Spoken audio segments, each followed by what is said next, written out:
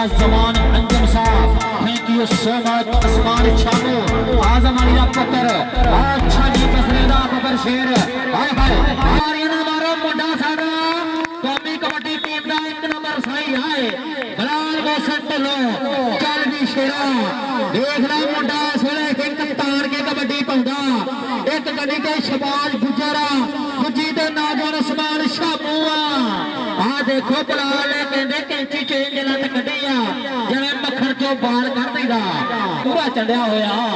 चल भी बबर शेरा ला मेरे वीरो पाकिस्तान दा इस वेले बहुत ही तगड़ा रेडर वो बलाल मोहसन ढिल्लों आ।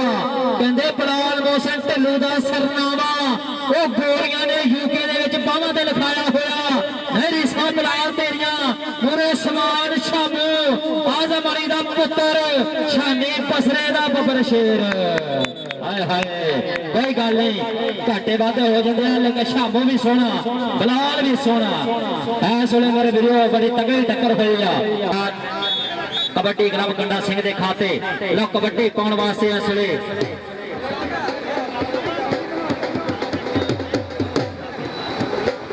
इस वेले बलाल मोहसन ढिल्लों खेड मैदान दे विच पाउंदा होया धावा मूरे कबा जाफी भी चंगा ला शेर नो सवा शेर टकरिया।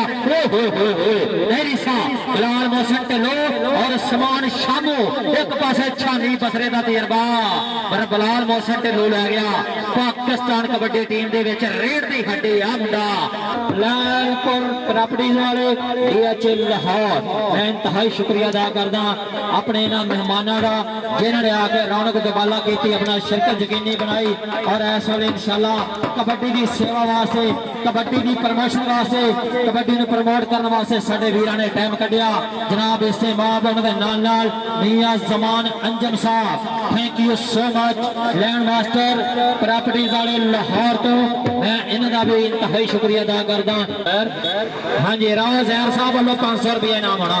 चल भी बलाल मोहसन ढिल्लों सदके सोहणिया पाक कबड्डी बबर शेरा ला मोरे कहंदे अली अब्दुल्ला उस्मान शामो आ टक्कर बराबर दी आ अज लग जू पता है। हाय हाय कोई गल नहीं राणा सही साहब इशारा करते हुए पॉइंट जाफी दा शाशेरा कबड्डी रीस चंगी नहीं नशे दे आदियां दी घर संभाल खुराका खादियां दी मार डंड बैठ का कड खूब पसीने कावा दे नाल कदे नहीं उड़दे है।